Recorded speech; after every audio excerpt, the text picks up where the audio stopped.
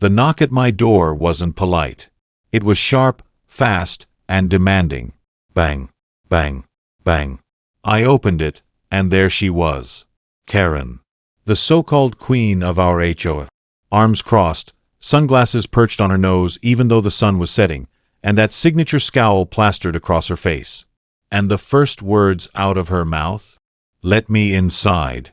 I need to inspect your home." Now, you might think she was joking. But no. She said it with the authority of someone who thought she owned not just the neighborhood, but me, too. I raised an eyebrow. Excuse me? Why would I let you into my house? Karen huffed like I was a misbehaving child. Because as the head of the HOA, it's my duty to ensure all homes comply with our guidelines. I've had complaints that your property is non-compliant. I almost laughed. First of all, this is private property. Second, I'm not even part of your HOA. And third, even if I were, you still wouldn't have the right to barge into my house. Her lips tightened. Don't get smart with me. Open the door. Now. I stepped outside, blocking the entrance behind me. No, that one little word set her off like fireworks. Her face went red. She jabbed her finger toward me. If you don't let me in right now, I'll call 911 and report you for obstruction. I blinked. Was she serious? Call the cops, because I wouldn't let her trespass inside my own home? Go ahead, I said calmly, folding my arms. Let's see how that works out for you. And believe it or not, she did it. Karen whipped out her phone, dialed 911, and started yelling into the receiver. Yes, I'm at my address. The homeowner is being aggressive and refusing to let me inside. Send someone immediately. She hung up, smirking like she'd just checkmated me. You're going to regret this, she sneered. I shook my head. Karen, you just made the biggest mistake of your life. 10 minutes later, flashing red and blue lights painted my driveway. 2 officers stepped out of their cruiser and walked up to us. Evening, folks, one said. We got a call about a disturbance. Karen practically jumped into their arms, putting on her best fake innocent voice. Yes, officers. Thank goodness you're here. This man has been hostile and refused to comply with HOA regulations. I told him I needed to inspect his home, and he threatened me. The officers turned to me, eyebrows raised. Sir, is this true? I kept my voice steady. Not at all. Officers, this woman is the president of the HOA. She has no jurisdiction over my property.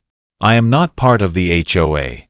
She came here demanding to be let inside my house, which I refused. And now she's trespassing. The taller officer frowned. Wait, you're not in the HOA? Nope, I said firmly. Never have been. I live just outside their boundary lines. I've told her this many times, but she doesn't listen. Karen cut in, voice shrill.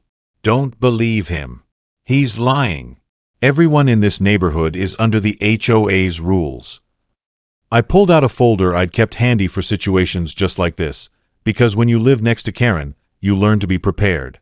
Inside were property records and a county map, clearly showing my lot outlined outside of the HOA zone. I handed it to the officers. Here's the proof.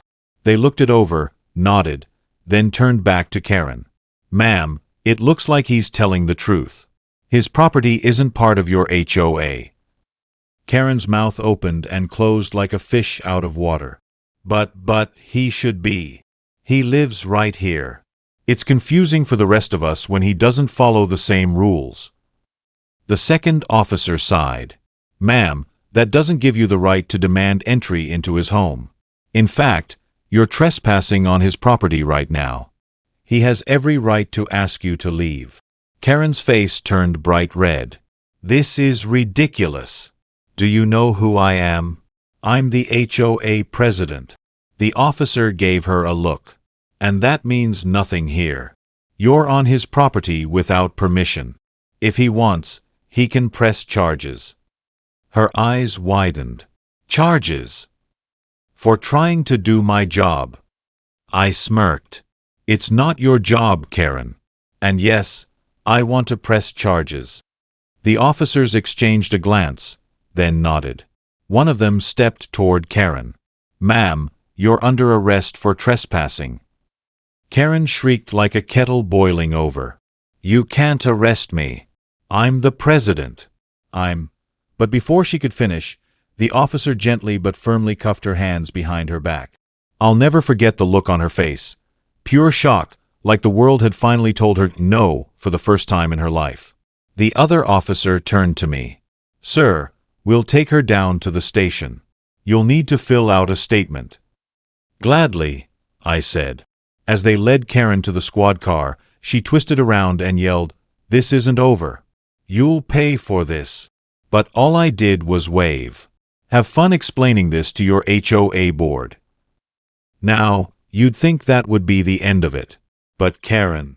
She wasn't done embarrassing herself. At the next HOA meeting, she tried to spin the story. She claimed I had attacked her and that the police were confused. But guess what? Word had already spread.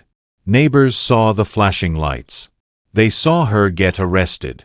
And when I calmly showed up to the meeting with my paperwork proving I wasn't part of the HOA, people finally started to see her for who she really was.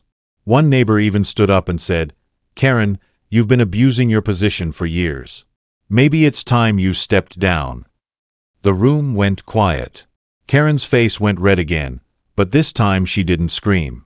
She just sat down, fuming, while everyone whispered around her. As for me, I walked out of that meeting with my head high. I didn't need the HOA's approval, their rules, or their nonsense. And now, everyone knew it. Karen avoided me for weeks after that. No more clipboard visits. No more banging on my door. No more threats. It's amazing what a little reality check and a trespassing charge can do. So, what's the takeaway here? It's simple. Know your rights, and don't let anyone bully you out of them. Karen thought she could use her title as HOA president to boss me around, break into my property, and even weaponize the police against me. But the truth was simple. She had no authority, no power, and no right to trespass. And when the law showed up, it wasn't me who ended up in handcuffs, it was her. So, if you ever deal with someone like Karen, remember, bullies only have as much power as you give them. Stand firm, know your rights, and don't back down. Because sometimes, the best way to handle an HOA Karen is to let the law handle her. Thanks for listening. If you enjoyed this story, don't forget to hit like, share, and subscribe for more real-life stories of standing up to bullies, Karens, and anyone who doesn't understand the word no.